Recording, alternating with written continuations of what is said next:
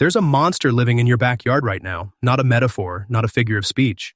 An actual descendant of prehistoric creatures that survived the asteroid that wiped out the dinosaurs, outlasted 3 ice ages, and somehow ended up digging holes under your lawn at 2 in the morning. You've probably complained about it, maybe tried to get rid of it, but the animal you've been casually dismissing as a pest is one of the most biologically bizarre creatures on the planet. And once you understand what it actually is, you'll never look at your yard the same way again. We're talking about the common mole, and its story starts not in your garden, but 66 million years ago. When the Chicxulub asteroid hit the Yucatan Peninsula, it didn't just kill the dinosaurs. It triggered a mass extinction event that wiped out roughly 3/4 of all species on Earth. The sky went dark for years. Temperatures plummeted. Food chains collapsed from the bottom up. But something survived underground. Small, warm-blooded mammals had already been burrowing beneath the surface for millions of years, and when the world above turned hostile, those tunnels became lifeboats. The creatures that made it through weren't the fastest or the strongest. They were the ones that had figured out how to live in the dark. The mole's earliest ancestors belonged to this club. Small, insect-eating mammals that spent their lives in the soil, hidden from predators, insulated from temperature swings, feeding on the invertebrate life that never stopped existing underground, no matter what happened on the surface above. Over the next 65 million years, as mammals diversified and spread across the continents, the mole's lineage kept refining a single specialization. Not speed, not size, not intelligence in the way we typically measure it. Just this, becoming the most perfectly engineered digging machine that evolution has ever produced. And the result is genuinely strange. The first thing you notice about a mole, if you actually look at one up close, is that it seems unfinished, like someone assembled it from spare parts. The front feet are enormous relative to the body, not just larger than you'd expect, but oriented completely sideways, facing outward, palms away from the body, like 2 little hands permanently positioned to push dirt behind them. Every other mammal that digs, from dogs to bears to groundhogs, uses the same basic 4-limb structure you have. Joints that bend forward and back, a wrist that rotates in a predictable arc. The mole is different. Its 4 limbs are rotated, permanently.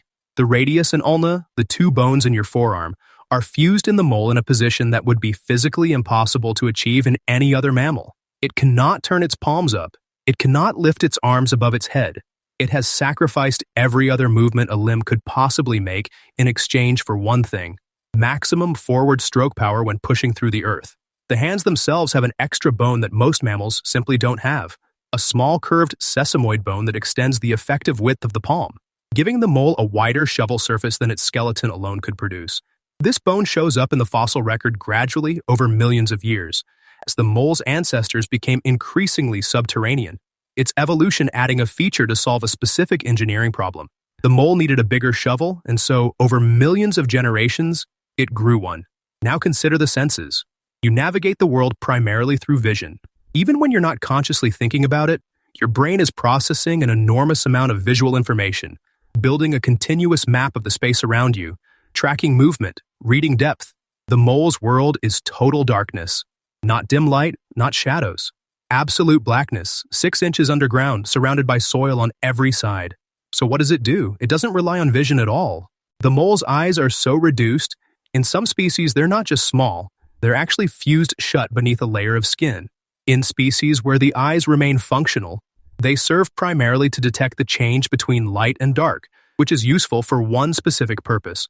If a tunnel collapses and suddenly lets in daylight, the mole knows to avoid that area because it means exposure to predators. That's basically the entire job of the mole's eyes. Not for navigation, not for hunting, just as a surface breach alarm. Instead, the mole builds its map of the world through touch.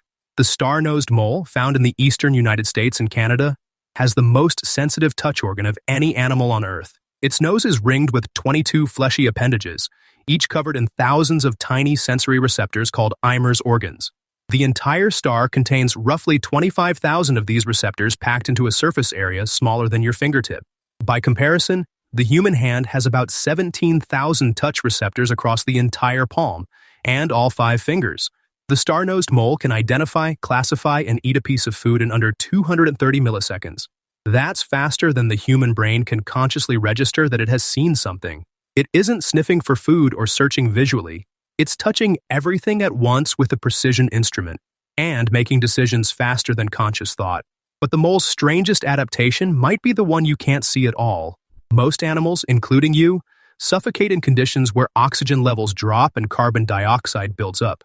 Spend too long in a poorly ventilated space, and you lose coordination, then consciousness, then you die. The mole's tunnel system is not a well-ventilated space. The deeper shafts can have oxygen levels less than half what you're breathing right now, and carbon dioxide concentrations high enough to be lethal for most mammals within minutes. The mole survives this through a modification to its blood that took millions of years to develop. Its hemoglobin, the protein in red blood cells that carries oxygen, is structurally different from yours. It binds to oxygen more efficiently at low concentrations. This means that in conditions where your red blood cells would be mostly empty, the moles are still picking up and delivering oxygen normally. The mole also tolerates carbon dioxide at levels that would cause your blood chemistry to break down entirely. It isn't holding its breath down there. It's operating normally in an atmosphere that would kill you. It has essentially evolved a custom respiratory system for an environment that doesn't support mammalian life by any standard definition. Now let's talk about the actual tunnels, because this is where the scale of what the mole does every night becomes genuinely hard to believe. A single mole working alone can excavate 18 meters of new tunnel in a single day. That's nearly 60 feet. It does this using only its body, with no tools, no machinery, and no prior engineering degree. The tunnel system isn't random, it has structure. There are shallow surface runs just a few inches down where the mole hunts earthworms and insect larvae moving through the topsoil. These are the tunnels that create those raised ridges you see moving across your lawn after a rain. Below those, deeper permanent tunnels serve as highways connecting different parts of the territory. And deeper still, in a chamber that the mole lines with dry grass and leaves, the sleeping and nesting area. The mole maintains this system actively. It patrols its tunnels regularly, repairs collapses, extends into new territory when food sources in the current area are depleted, and it defends the system aggressively. Moles are solitary to an unusual degree even among animals. Two moles meeting in the same tunnel will fight, and they will fight seriously. These are not gentle garden creatures. They have sharp claws and teeth designed for catching and killing invertebrates, and they use them on each other without hesitation. The only exception is during breeding season, which lasts a few weeks in late winter. After that, the female raises the young alone and drives them out as soon as they're capable of digging their own tunnel systems. Moles do not have family units, they have territories. Here's the part where the story comes back around to your backyard. The European mole and the various species of North American mole are not closely related in the way you might assume. They look almost identical. Same compact body, same oversized front feet, same reduced eyes, same general tunnel-based lifestyle. But the common ancestor they share predates their physical similarity by a significant margin. The moles of North America and Europe developed their nearly identical body plans through a process called convergent evolution.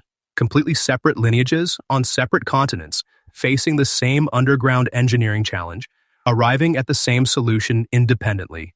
This happens throughout the animal kingdom when the constraints of an environment are absolute enough. If you're going to live underground and survive there, the physics of digging through soil leaves only a limited number of workable body designs.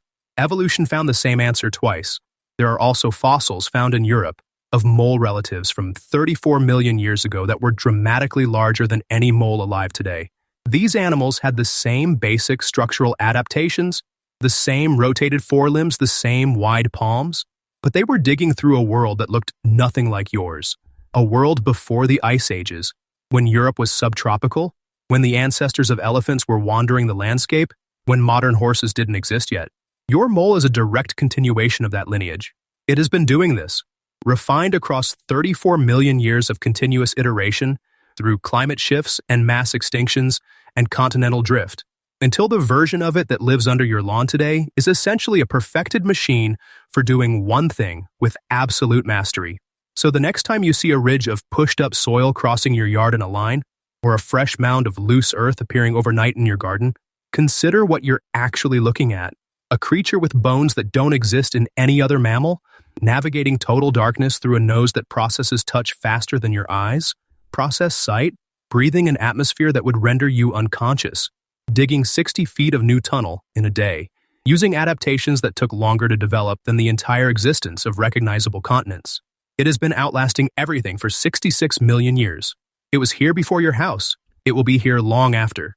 And tonight, it is 3 feet below your garden, in the absolute dark, hunting, working, surviving exactly as it always has, the most ancient and successful thing living in your backyard. You just weren't paying close enough attention to notice.